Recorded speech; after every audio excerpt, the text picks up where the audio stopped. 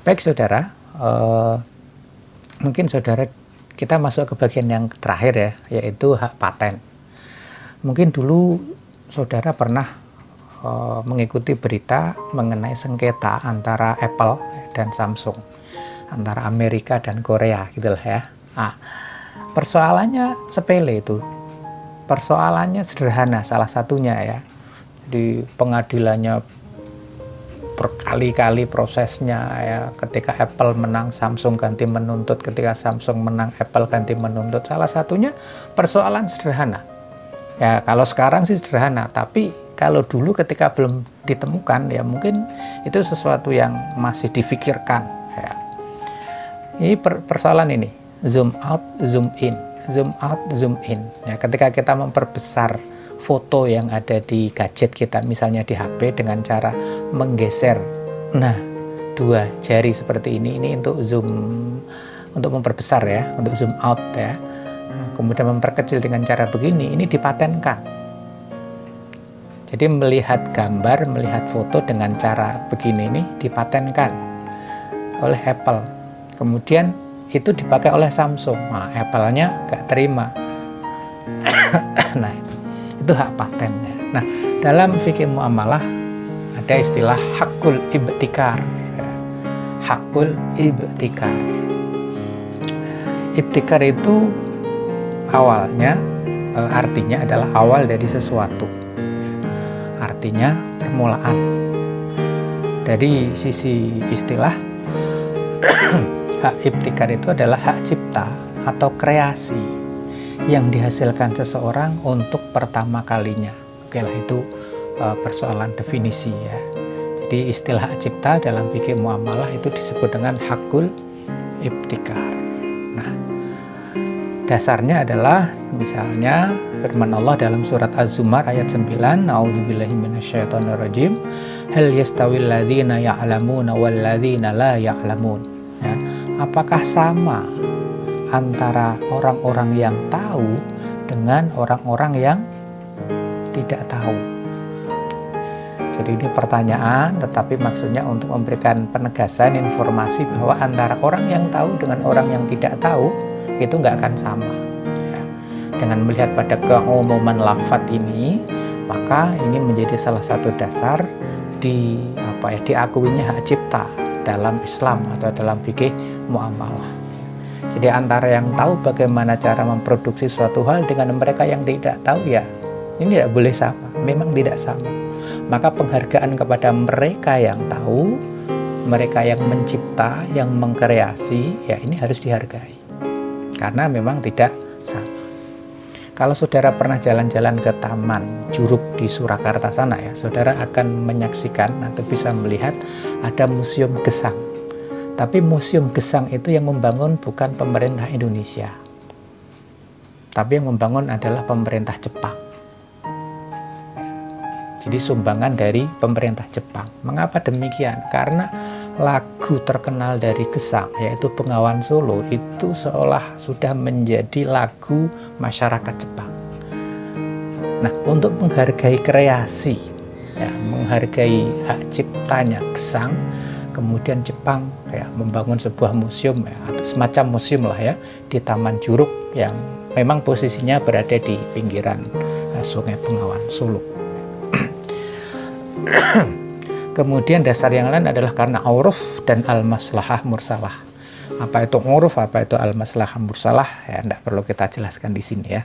Itu sudah selesai di mata kuliah usul fiqh waktu di semester 1. Nah, selain itu ya, kalau dalam al-kuliah al-khamsah ya, ada 5 hal yang harus dijaga. Salah satunya adalah hifdzul mal atau menjaga harta. Baik, jadi dalam Islam ya, kita mengenal al-kulliyah al-khamsah. Salah satunya adalah hifdzul mal atau menjaga harta. Selain ada hifdzul nafas, hifdzul din, hifdzul aql ya, dan seterusnya, salah satunya adalah hifdzul mal. Nah, ciptaan atau kreasi seseorang ya, itu yang merupakan wujud dari pemikirannya, termasuk harta atau mal milik seseorang ya, dan itu harus dilindungi. Jadi ketika kita menciptakan, mengkreasi sesuatu, maka apa yang kita ciptakan itu termasuk mal, termasuk benda, termasuk barang, termasuk harta. Nah, harta itu wajib untuk dijaga, ya, hifdzul mal dalam Al-Kulliyah Al-Khamsah. Itu yang menjadi salah satu, ya, yang menjadi dasar bahwa hak cipta atau hakul ibtikar itu memang betul-betul dilindungi dalam fikih muamalah, ya. Nah, tinggal sekarang adalah bagaimana kemudian apa saja material ataupun non material yang itu kemudian bisa dipatenkan, bisa di-apply atau didaftarkan sebagai hak cipta. Kalau dulu ya beberapa tahun yang lalu ada seorang artis yang mencoba untuk mempatenkan sebuah ekspresi, pusing gitu ya, itu mau dipatenkan. Apakah itu sesuatu yang bisa dipatenkan, bisa dihak ciptakan? Nah, itu menjadi bahan diskusi kita selanjutnya. Nah, dalam istilah lain, ya, disebut dengan intellectual property, ya.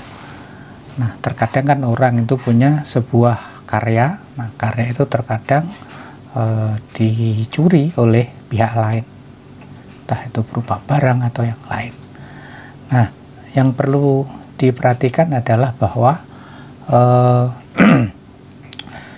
suatu hal itu bisa dipatenkan, bisa menjadi hak cipta. Seorang mempunyai hakul ibtikar itu harus melalui putusan pengadilan, ya, baik itu nanti bentuknya paten, copyright, atau merek dagang atau trademarks, ya. Jadi harus melalui putusan pengadilan.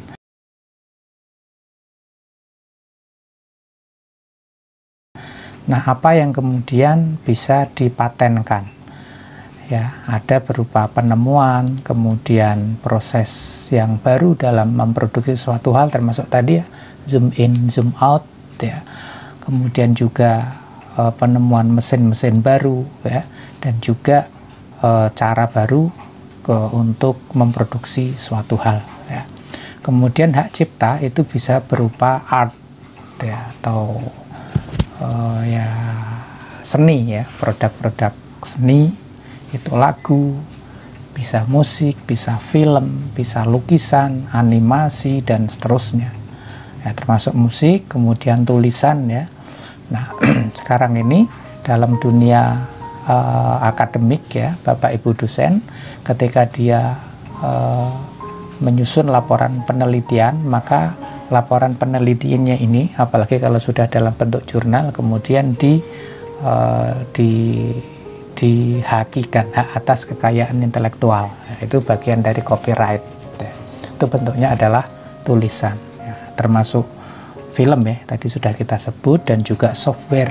Nah, software, ya, kira-kira kita lebih banyak punya software yang crack-crackan atau yang bajakan, ya, atau yang asli. Nah, ini sebetulnya bagian dari hak cipta. Kemudian juga logo, ya. Jadi logo itu bisa berupa nama, ya. Misalnya nih, ya, saya mau bikin atau membuka warung, namanya Esteller 77 misalnya. Nah, nama Esteller 77 itu sudah menjadi nama bisnis yang sudah dipatenkan. Atau merek-merek yang lain lah, misalnya Starbucks, McDonald, ya, Papa John's misalnya, itu sudah menjadi business name, termasuk logo, slogan, ya, dan juga maskot, ya. Maskot pun ternyata bisa diajukan hak ciptanya. Baik, oleh karenanya saudara, hak hakul ibtikar ini atau hak cipta ini memang ditujukan agar orang yang betul-betul berkarya, bekerja, ya, apalagi Islam itu memang sangat memotivasi, mendorong umat Islam untuk bekerja ya, berkarya. Bahkan fa inna nabiyallah Daud yaqulu min amali yadihi. Nabi Daud seorang nabi saja itu makan dari hasil karyanya, dari bekerja, dari menciptakan suatu barang. Itu Nabi Allah Daud yaqulu min amali yadihi, dari apa yang dia produksi, yang beliau ciptakan, yang beliau create ya. Maka ketika orang bisa menemukan sesuatu, memproduksi sesuatu, maka ini harus dihargai sebagai sebuah sebuah ownership, sebuah kepemilikan ya, benda yang itu dijaga, betul-betul dihormati dalam Islam ya. Jadi kalau kita berbicara mengenai hak cipta ya, paten, copyright dan seterusnya, itu kita bisa menemukan rujukannya, referensinya dalam fikih muamalah. Nah, sekarang pertanyaannya adalah bagaimana kemudian kita bisa mengaplikasikan prinsip-prinsip dalam fikih muamalah ya, ini dalam persoalan tentang hak cipta, hak paten dan seterusnya ya. Demikian rekan-rekan mahasiswa materi kita untuk pertemuan kali ini, dan sekali lagi mohon maaf karena kondisi fisik saya yang belum memungkinkan untuk bertemu secara langsung dengan rekan-rekan mahasiswa. Kemudian yang berikutnya pada minggu ini juga, atau ketika saya mengupload ini sekaligus nanti akan saya sampaikan ya, pembagian tugas paper yang minggu depan sudah mulai dipresentasikan sesuai dengan jadwalnya ya. Demikian, semoga bermanfaat, kurang lebihnya mohon maaf. Assalamualaikum warahmatullahi wabarakatuh.